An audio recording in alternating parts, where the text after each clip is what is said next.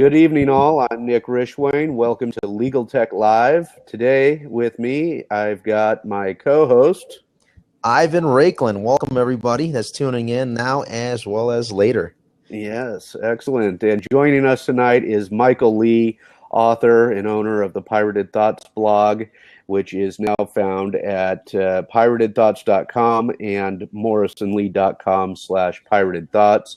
Michael has been focused his practice for over a decade on all aspects of intellectual property matters.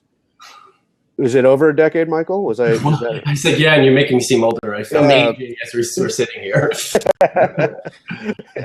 Way over a decade, right? All aspects of intellectual property matters, including registration, licensing, protecting, and enforcing the rights of trademark and copyright owners. And he's got a vast experience of creating, implementing, overseeing brand protection programs for some of the most prestigious luxury, technology, entertainment, and gaming companies in the world. Michael. Well, that's an intro. I could have even wrote that myself. It's such brilliance. Did you write that yourself? I might have. Yeah. Excellent. Hey, poetic lyricism. It's got to come out. And it came out very well, I might add. So tell us all right, a little background here. I found Pirated Thoughts in my online reading during the day in my day job. I don't know at which point I came across Pirated Thoughts, but it was the most entertaining and informative of the legal law blogs that I read and that I keep informed about. And at some point during that time, I became a fan and promoter of Pirated Thoughts, and as a direct result, so did my company become a fan and promoter of Pirated Thoughts. So how did Pirated Thoughts come to be, Michael? Well, first of all, you're my biggest fan. I don't think a member of my family has read a sentence of anything I've ever wrote, but I think you've read everything. So I give you way more credit than anybody in my family. In full disclosure, I don't always, because I like it so much, sometimes I don't have the time to read it, and I still promote it. So, there you go. Well, then you're... but I don't even want to know how you found my blog, because it's funny that we look at how people get to your blog, and one of the biggest search keywords hit is always like streaming porn, because I wrote a couple articles of whether it was okay to stream porn from your home computer. And I guess people think they're getting a lot more exciting things when they click on that link, but no, it's just me. I'm sorry. Just a trademark and copyright infringement. Yeah, you're getting bored to death. You're not getting anything exciting there. Settle down over there, and LOL. Yeah. Yeah, so Pirated Thoughts was, I don't even know how it really got started. Well, I'll tell you the nice story about it. As you guys know, most lawyers hate being lawyers. So I started off in film school, wanted to do something creative, and I was at NYU and realized I'm Michael Lee and not Spike Lee, and then went and got a real job. But I always had that little creativity in me. So a couple years ago at my old firm, I started just writing articles about what I liked about it.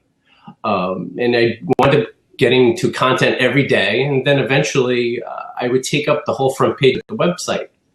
So people weren't too crazy about that. So they said, get off of our website, go take your own, do your own thing. And that's actually how Pirated Thoughts got started, where I had my great marketing person who used to help me. His name is Michael Hawks. He was a great help in designing the site, and we did it all ourselves. We created the name. I went out and finagled the Twitter handle from some poor old woman in Atlanta. I paid her $100 to get the Twitter handle. And then the site just started from there, where I just wanted to write about what I cared about. I love IP. I love trademarks. I love copyright. I love going after and suing people. But I'm a big geek at heart. So if I could get to write a little bit about Star Wars and Marvel Comics, I wanted to do it. And that's really grown for me. I'm very happy about it. That's fantastic. That's fantastic. And you are also found at Pirated Thoughts on Twitter, as well as Geek Attorney on Twitter. Is that right? That's me. Yeah, Geek Attorney. That's me. So yeah, Pirated Thoughts just tweets out the stories. Geek Attorney is where I I've now that I'm now in my own practice by myself, I could actually tweet about things that aren't work related. Yes. So now I could actually watch Daredevil season 2 and then quote about how much I liked it or didn't like it. So this Geek Attorney is me, and Pirate Thoughts is the blog only. So excellent. What has been? I'll tell you one of the things that definitely is my favorite part of the blog. I think you've mentioned that the art that you come up with, and you create the art yourself, correct? Yeah, well, my old marketing person again, Michael Hawks, he was great, and he was an expert at Photoshop and great at it. And I'm just like, how do you do this? I was amazed at everything he did, and for the first probably year of the blog, he did it all. Then, good for him, bad for me, he left the firm and went on to a much better job. And he gave me a crash course in a day about how to use Photoshop. I had no clue what I was doing. A couple of those first posts are really brutal, really bad. But I think the more you do, the more you practice with it, the more you Google search images and steal them, but not copyright infringe. Right. It's fun. So I get to actually have more fun doing the image in Photoshop than I actually do writing the articles now. So it's always a challenge for me to see something creative, and it has to make me laugh. Pictures make me laugh. And well, here's the thing: is a picture's worth 1,000 words, and so basically you're writing already 4 pages of copy, right? When you're doing the picture, so you can always claim that you're actually putting in more work than actually writing the actual blog post, right? Yeah, no, a bunch of words I'm not going to click. That's just me. I'm a simpleton. So I have to see photos. If I'm in a room at a conference and somebody's giving a speech about anything, if they put up a PowerPoint slide that's a bunch of words, I'm not going to pay attention. But if they have pretty pictures that have people in them and it's exciting things, now I'm tuned in. I'm going to watch. So, yeah, the Photoshop part is the best part. It's the last thing I do, and usually what I spend the most time about, because I'm a perfectionist about it. So it takes me a couple tries to get it before I get it right. Yeah, the art, I will tell you from my own, from our own statistics at the company, when we track it, you probably will now notice that we now use our own miniature URL link a lot of times when I repost your stuff, because I noticed that if I do it that way and I actually use the picture and put it in a tweet for you, that we were getting more activity, and then I was also able to track some of that activity better. I think previously I used to just retweet, and sometimes the picture didn't come up fully. And I thought, well, then people are missing part of the whole story here, which is this picture, which gives a good part of the story, because you mishmash the items together, and it goes right. The theme of the blog post is right there in the photo. Absolutely, yeah. But you're absolutely right, and I noticed that too at the beginning when I started tweeting out the stories. You get a couple hits, but then as soon as I started attaching the main image to it, it does suck people in. It sucks me in, and a lot of people more click on it. So whatever it could do to get somebody read a pretty boring story, but to enjoy it, that's a good thing. And what has been, I'm going to have to go back and look through some of these to tell you which one I thought really stood out, but maybe you can tell us which one has been your favorite one to write, or maybe. Actually, before we do that, Nick, is it possible to throw in the link so that people can see it in the fourth window? I'm having troubles with my end. I don't know if you're able to actually throw in the link and see if we can do a screen share. Drop the link. Because as you're talking about them, we can maybe scroll through them and actually you can explain them a little further. Yeah. What do you think, Mike? Doesn't look like it's let me drop either. Well, you're missing out on some exciting stuff then. Well, they are great. Very nice. I drop in another link, and maybe you. Yeah, not happening, Ivan.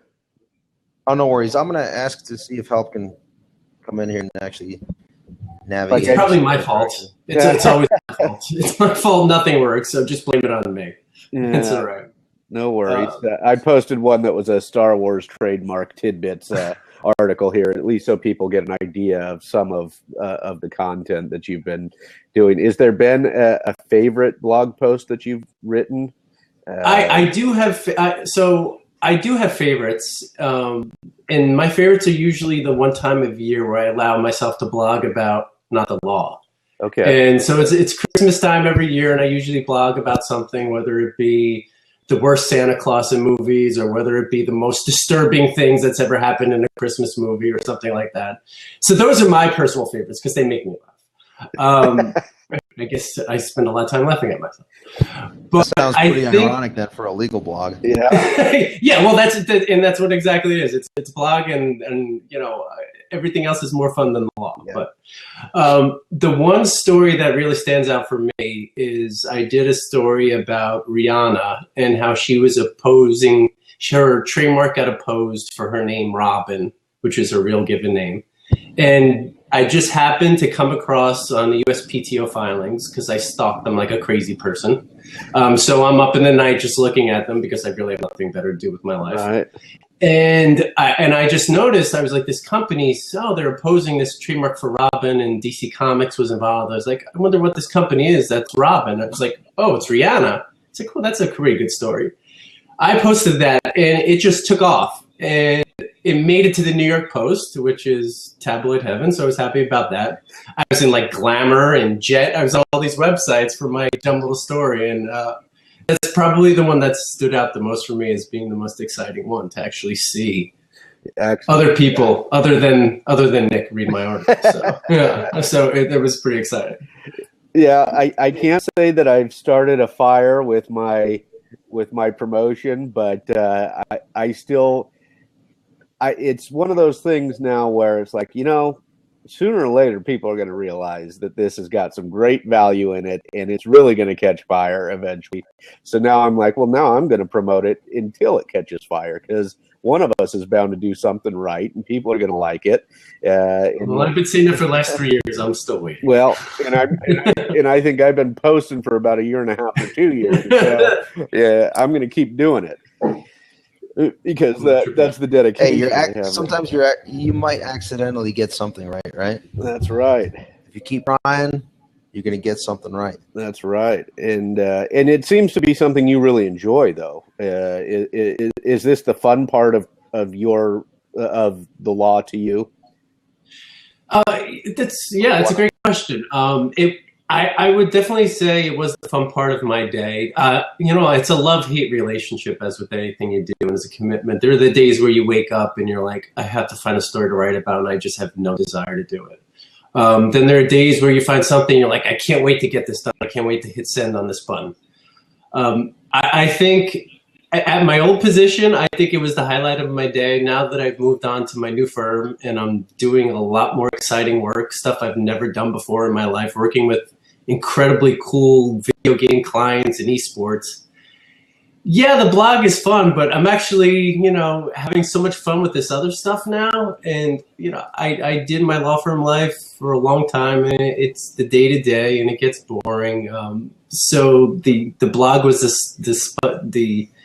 the highlight of my day, but now actually doing some great practice with a great partner is a lot of fun. I'm enjoying that a lot too. That's awesome. And a lot of times what we have on here, and Ivan, you probably have some questions too. Oh, hey Mary, how are you? Glad you're here. A lot of times we have lawyers who are no longer practicing and have found a way to leave. Many of our previous guests have found a way to leave the practice of the law. And it sounds like you've actually found a way to reinvigorate the practice of law for you in this recent change. Oh, yeah, I do a lot of practicing of it. I don't think I've got the skill down yet. No, I absolutely think you're right. I came to a point in my career within the last couple of years where I wasn't excited by what I was doing anymore, and I needed to find something fresh. The blog did it, but now the firm did it. And you're right. I definitely, sure, it still goes through your head. Like, did I make the right career choice? Can I still go and do something? I know IP. I love IP. I love doing enforcement. And now I get to do that, for myself, which is a lot of fun. So I'm glad to be doing it. That's awesome. That's great. And Ivan, did you have any questions? I got a question. But many more. Yeah, you probably have quite a few. Let me interject for a little bit here. So just let me introduce myself because we've never met, Michael. No. So first of all, I got to ask a question. Are you under a canopy? What's going on there? Are you at the beach? Not the beach. I'm somewhere. Oh, that's right. I do know this. Okay, never mind. I didn't. So Yeah, that's off limits. So anyway, no, so I'm a non-practicing attorney similar to Nick, and my background is my tagline is I'm a recovering attorney, diplomat, and Green Beret turned startup advisor, angel investor, and we do these shows. One of the shows being Legal Tech Live.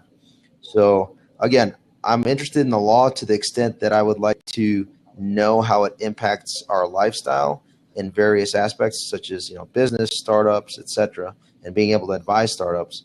Not so much as practicing it. And my question is for you, I noticed on your blog you have different categories on there, and one of them is specifically related to startups. Yeah. And I was wondering, what do you foresee as some of the bigger issues moving forward from your research and just being in this space for a while that is coming down the road for startups that we may not, normal attorneys or I guess the layperson would not think that would be an issue moving forward?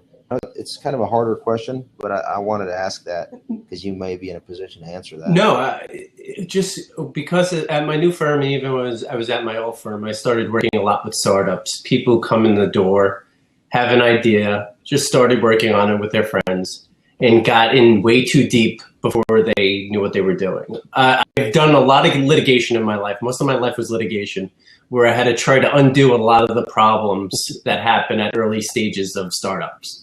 So now I'm in a position where I can take some of that advice and give it to people so it never happens again. With startups, the biggest thing that I keep seeing, and no matter how many times I preach it to people who come in the door, is they come to me and they have ideas and they're all working on it already. Everybody's put in their IP into it. Everybody put in their money into it and their time into it. And there's no agreements in place. Nobody knows who owns anything. Nobody knows who's the boss. Nobody knows who everything. And now they're fighting about it in front of my office, and you have to try to play referee between two people who've been supposed friends forever, but now can't stand each other. So with startups, that's what I still see the biggest problem is. This problem has not changed, and it happens to me daily where I see more and more people with the same exact issues. Another thing that has really been a big problem with the startups is when they try to pick a name and then go on Twitter, go on Facebook, go on everywhere and realize, oh no, everybody has that name already. So it's another thing that people don't think about when they sit in their room and they come up with a great idea and a great project and they work so hard about it.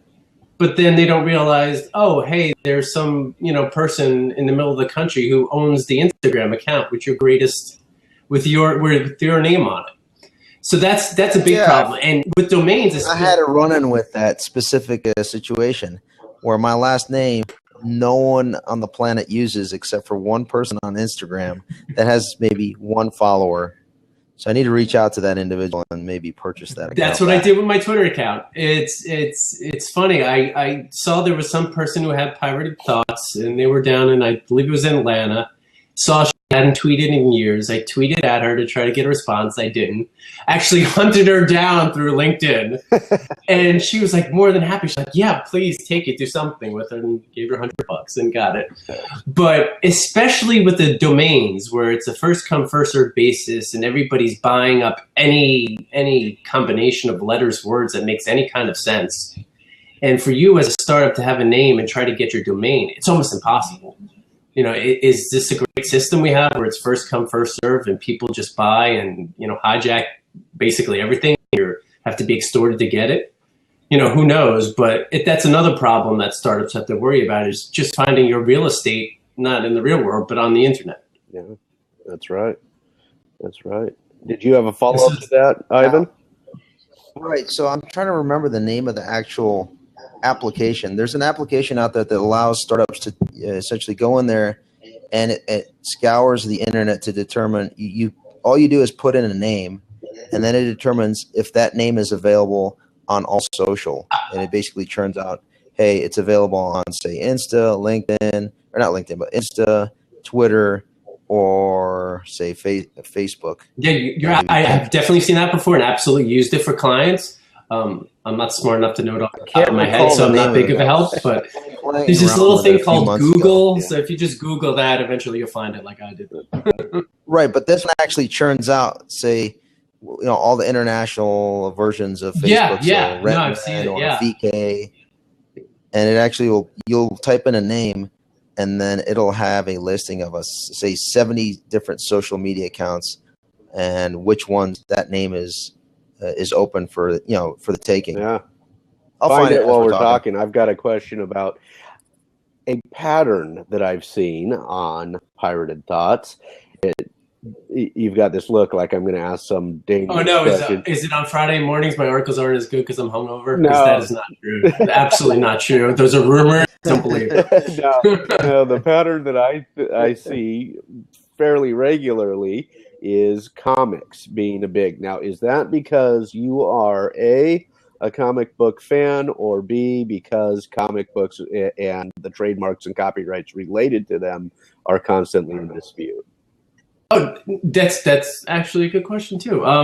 Yeah, so I'm a big nerd. I think it started when I was a kid, and I fell in love with Star Wars and everything else. And when I was that person, it wasn't cool, but now it's cool. So I can actually say it out loud and make my Twitter handle Geek Attorney. Excellent. I love comic books. Have for my life. This crazy red room you see right here, this just looks like I'm in a very scary place. This is my home office. If I pan the camera around, you would see nothing but Marvel comics and a whole bunch of toys around this room. This is how professional my home office is. Excellent. It's my true love. It's what gets me by, get through my days, is enjoying comics, and I love to write about it. I crossed it over into my legal profession a couple years ago, where I would go to Comic-Con in New York and talk to people and realize that there's so many great young artists here who really don't know how to protect themselves and know what they're doing at all, and getting taken advantage of, whether it be by publishers or whether it be by their partners.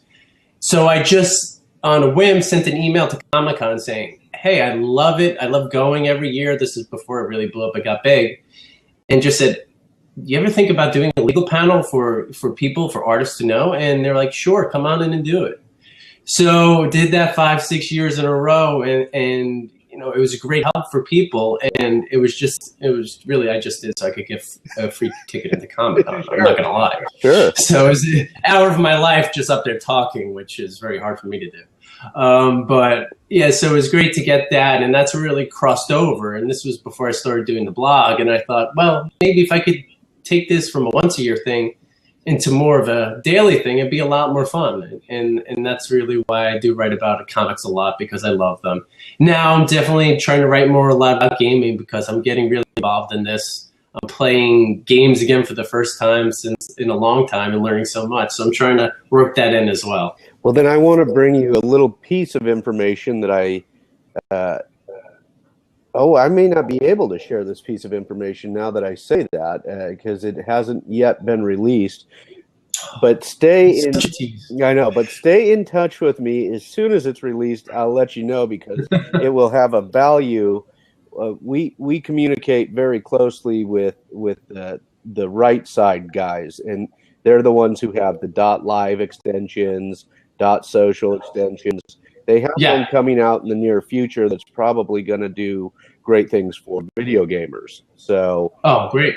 In looking to find that real estate for not just the gamers but the artists and things like that, they may want to pick up the .live domains, the .social domains, and some up and coming domains that when you're trying to find, you don't just need a .com anymore. So when you're trying to find that real estate for your startup, this is gonna, as soon as it happens, I'll let you know that it's available, or have a guy from Right Side reach out, because I think it'll be a big impact for video gamers mostly, or the gaming community.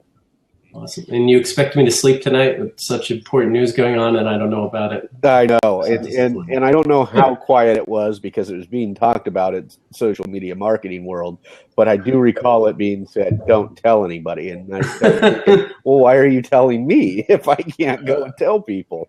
So, use your discretion, Nicholas. Absolutely. Use your discretion. I'm trying to use it here. So real quick, I think I posted it up. I don't know if you guys can see this. Yeah, this we can. NameCheck, username, domain, and trademark search. So if you have a personal or a company brand you're trying to use, you can use this NameCheck website. It's name. How is it spelled here? I think I have it listed right there. NameCheck.com. NameCheck.com, and it goes through all of these to determine whether it's available. So I thought that I'd throw that out there. My memory did serve me right. It took a while for the Google search, but he got it. No, I was looking through emails. Or an email search. All right. So what has been the biggest major trademark or copyright case, dispute, or even transaction, let's say in the last 3 years that you've been working on Pirated Thoughts? What's been the biggest one that you've written about? Now, we've talked about your blog post on Rihanna and how that made it big for you, but what has been the biggest dispute or transaction or whatever in the IP community? Yeah, well, there are definitely more important disputes than this one, but I think the one that really took America by storm, where everybody was talking about it, was the blurred lines case. And it seemed to me, especially when it started, that this was just a simple copyright infringement case that would eventually go away. And like 99% of every other litigation that started, it will end up in a settlement. But the next thing you know, a couple years later, we're at a trial where I have to post daily updates, because that's everybody would ask me and say, what's going on with blurred lines? Everybody who doesn't know anything about a copyright or a trademark was very interested in the blurred lines case. And then when the decision came down, I was absolutely surprised that it did go that way, and to have such a big judgment awarded. And now that it's still going on, now that the appeals go on, but just to see when I went into that case, depositions and everything, and that everybody really got involved in it and so excited about it, it was like a little OJ case for me. Yeah. You know, it's where every day you're looking at trial transcripts and trying to see what's going on. Too bad it wasn't on court TV, but it got exciting, and definitely not the most important story at all. There's way more important, but I think that's the one that really hit mainstream the hardest. And you've seen changes directly from that case, where artists now are crediting everybody who even looks at a sheet of music, so they don't involved in a similar situation in the future. And it's made such big changes for musicians who now ask me and so curious about it, like, what can I do to prevent being sued? I was like, well, you better make sure you credit everybody you sample or everybody who helps in the project. Right. So it's been huge. Yeah, way more important cases, but that case has been huge for mainstream America. Yeah, I'll say that it was a big case overall in mainstream news, because in my day job at experts.com, there was a musicology expert witness involved, which that, you know, when an expert witness makes the news and we can talk about it, we do, because it's not always like you. It's not the sexiest thing in the world, like you've talked about with the IP and trademark, not the sexiest thing in the world. But in this case, they did have a musicologist involved, a couple of them on both sides. And that's a very interesting area of expertise, where you're trying to distinguish whether it sounds like this piece, if this piece sounds like this piece of music. And at that time, we were posting and reposting many of the Pirated Thoughts. And I got to say, I think that those posts, because I could use the hashtag blurred lines, got the most activity out of all the posts, even though the comics ones do really well. With the click-throughs and all, I think the blurred lines, with as big as the song was, and then as big as the litigation was, and like you said, the judgment, I think it was a $7 million judgment or something like that. I think that's about right. Yeah.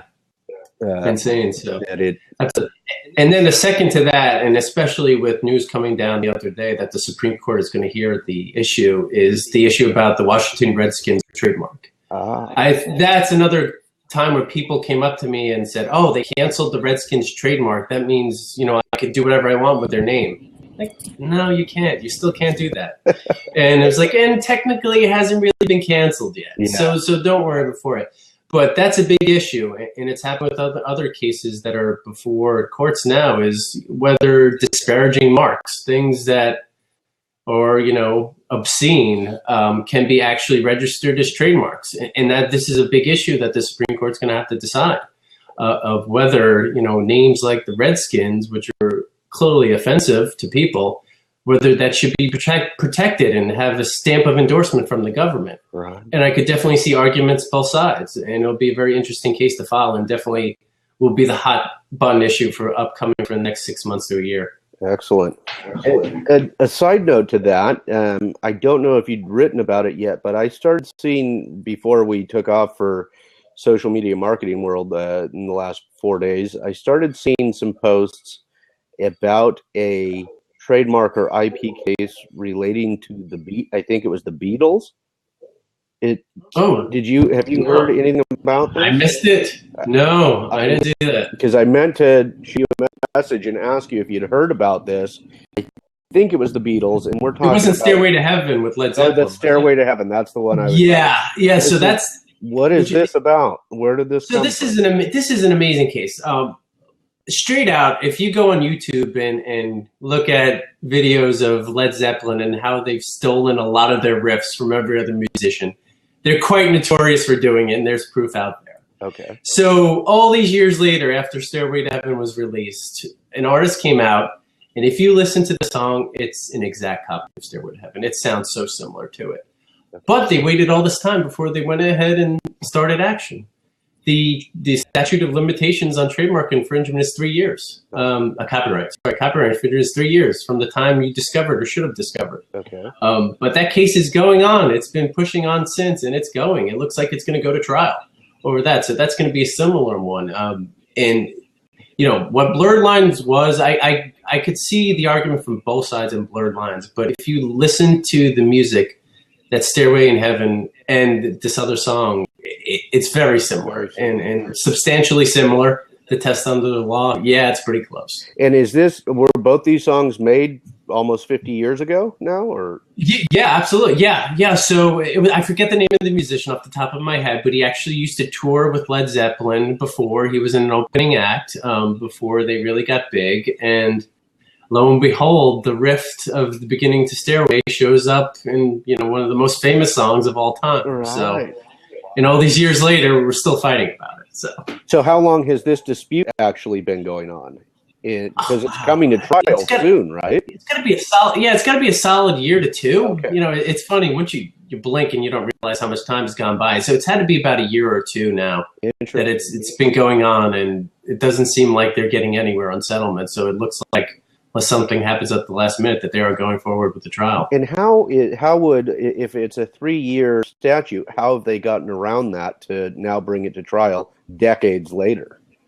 That's a question, and I'd like to look at all the briefs on that. But if you make the argument, and there was a Supreme Court case about it, the Raging Bull case that came down recently, where they're opening up the door to infringement that's occurred a long time ago, where, okay, maybe you didn't know about it. Maybe you didn't discover it for a while.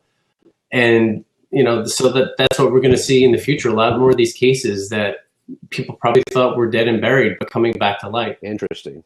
Fascinating. Yeah, that was the one. I couldn't think who it was. I knew it was one of the big bands from the 60s and 70s, but I was thinking. Yeah, I'm not familiar with this case, but could it be that the case was initiated at the district level? Yeah, no. Within the 3-year statute of limitations, and it's been just going on through discovery. Almost came in the 60s. The song hit it big. Almost 50 years. Absolutely. So it's really a bizarre. When I read about it, I thought, I got to shoot this to Michael and see what have you written about it yet, or are you? I have written about it. Yeah, when the case was filed, I did write about it. Of course, if it's something I wrote about, I wrote about everything. But it's an interesting case because Led Zeppelin, as I said, has been notorious for this. That at one point they actually had to redo their liner notes to give credit to other musicians who they didn't credit on the first releases of albums.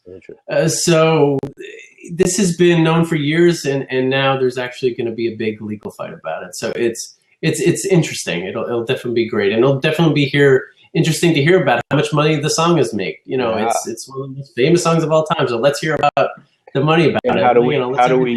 How do we assess the damages in a situation like that over so many years?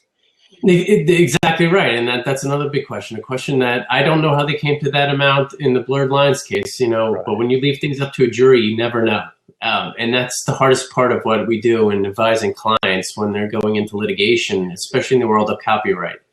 Is there's no black and white; it's all gray. You never know whether something's infringement until a judge or jury decides it. You never know whether something's fair use until a judge or jury decides it. And you never know how much damages are going to be until a judge or jury decides it. So when you try to advise a client and say, well, I don't really know. Like, no, I need to know. Yep. Sorry, that's not how it works here. What I've heard, I don't know if you're familiar with Ruth Carter. She's a social and IP attorney out of Arizona, but I've heard her on many social broadcasts, Periscope and Blab and so forth, saying, well, in like most cases in the law, when they say, is it fair use, we have to say, well, it depends, right? It's like, well, it really does depend, and we can't give you a solid answer right now. Sorry.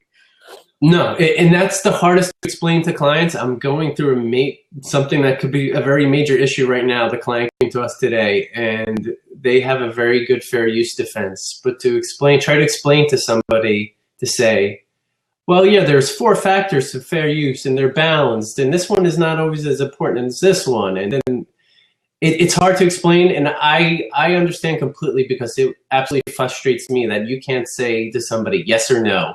You're like, sorry, maybe yes, maybe no. You might have to pay me a lot of money to get to that answer, but yeah. And in the end, we could all wind up with it. Who knows? Yeah.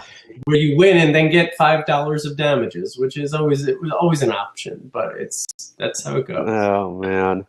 Well, let's see. Ivan, did you have? We're getting to about the 40-minute mark. We want to usually wrap up around 45 minutes. God, I've been talking a while. No, not at all. Not at all. This is Ivan. Did you have anything? Any last? You there? Yeah. So yeah, I'm here. I had it on mute, unfortunately. So what I wanted to say was, Mike, that Nick is more interested in this blog. I wasn't aware of the blog. Yeah, I saw the broadcast, actually. Yeah, I was definitely where Nick just dropped it, and you're like, oh, let me check this out. So yeah, it was cool to see somebody discover your work for the first time actually being recorded. Yeah, so you saw that, and I was thinking, well, that's pretty good. And not throw up after seeing it, so even better. Right, exactly. No, but what I'd like to do, Nick, is open it up if anybody wants to jump in and ask Mike a question about his blog. And I see Q just joined in, and we have a couple other attorneys here, Mary, still here, yeah. as well. Certainly, if anybody has any earlier. questions about the Pirated Thoughts blog or about Michael Lee's practice, we'd love for you to jump in. Full disclosure, he's here because I am a big fan of the blog, because it really was making the law both informative and educational and really entertaining. So that's why he's here tonight. So Nick, should I make Nick? Yeah, so I'll synthesize that. He's a fanboy and he's got a man crush. That's okay. I was like, yeah, Nick, do you want me to make out the check directly to you or to Ken? How do you want that? How do you want to work this transaction? I'll just send you money in the mail, whatever you want. That's the beauty of social, isn't it? I mean, this is just the serendipity of, I don't even remember how I found it, but I started following and I became a fan. Too nice. So if no other questions, Ivan, did you have a wrap-up question? Because I'm sure we could take up I know I could take up a lot of Michael's time here, and I don't want to do that.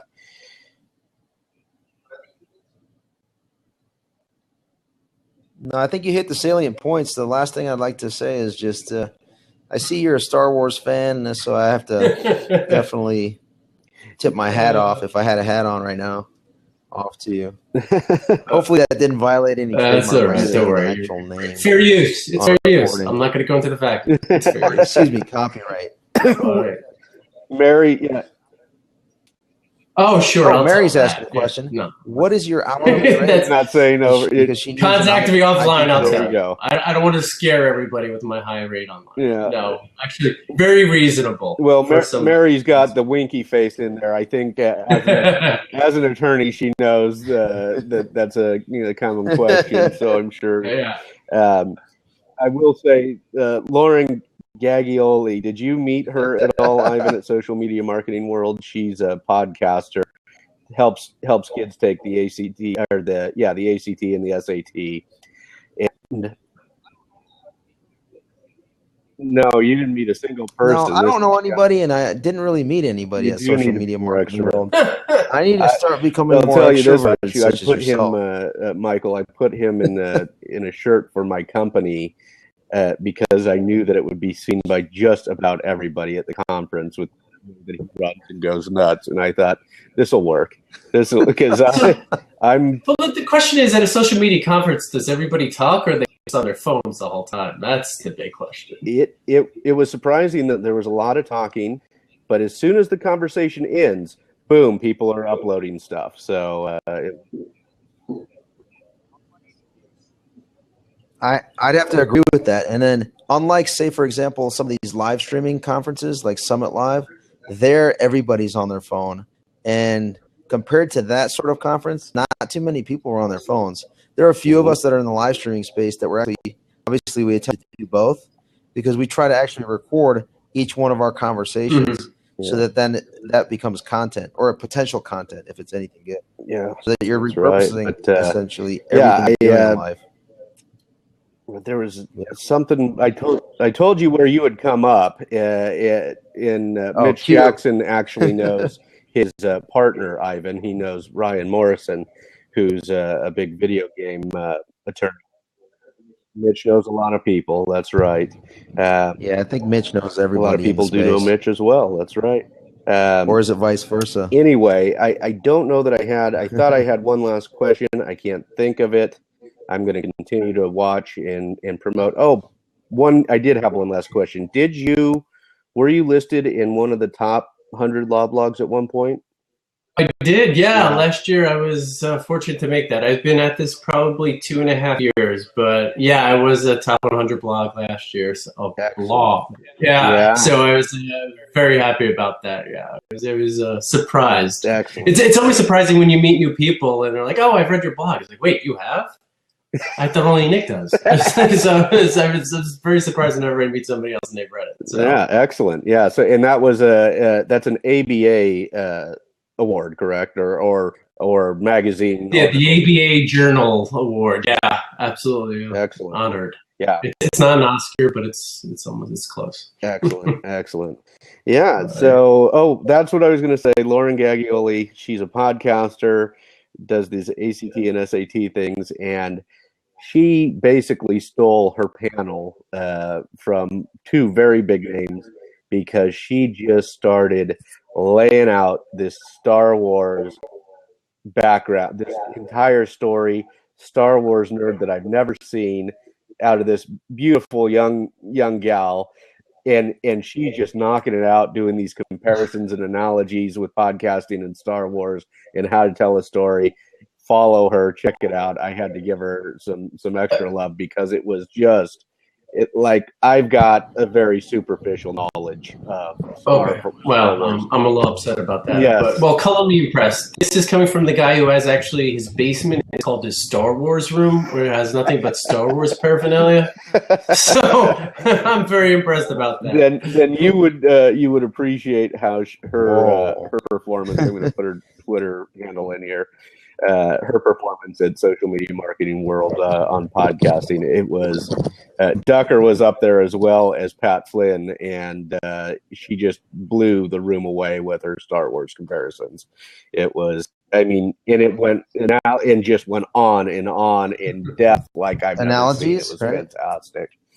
Anyway, that's all I've got for tonight. I want to thank you all for being here. Q, Mary, Robert, and most importantly, our guest, Michael Lee. Thanks, Michael. When things are in another 6 months, maybe we'll have you back and talk about some new updates with the website and new posts. Yeah, absolutely. I am working on my first video blog-ish vlog, which is a big project in the making. About the second season of Daredevil on Netflix. So it's a big multimedia project that I hope to get out soon, but it's exciting. So moving away from the blogging, moving to something new. So where On that note, Mike, where can people find out information? Sure. My blog is at piratedthoughts.com. I post there. It was daily at one point. I'm probably 3-4 days a week. Do as much as I can. And Twitter's Pirated Thoughts. Me on Twitter, I'm at Geek Attorney, and my law firm is morrisonlee.com. On my Twitter, I talk about not just my blog. I talk about other things and everything else. And that's more me being me as opposed to the blog, which is just a blog. But yeah, so find us there, morrisonlee.com. Always happy to chat to any Star Wars fans out there. And I won't charge you hourly to do it. So don't worry. Nice. Nice. So with that, we signed off essentially, Nick and myself, Ivan Rakelin. If there's anything that we can help you out with, please reach out. We're a tweet. Right. And I'm Nick Rishwain, and we thank you, Michael, for being here. And what's going on?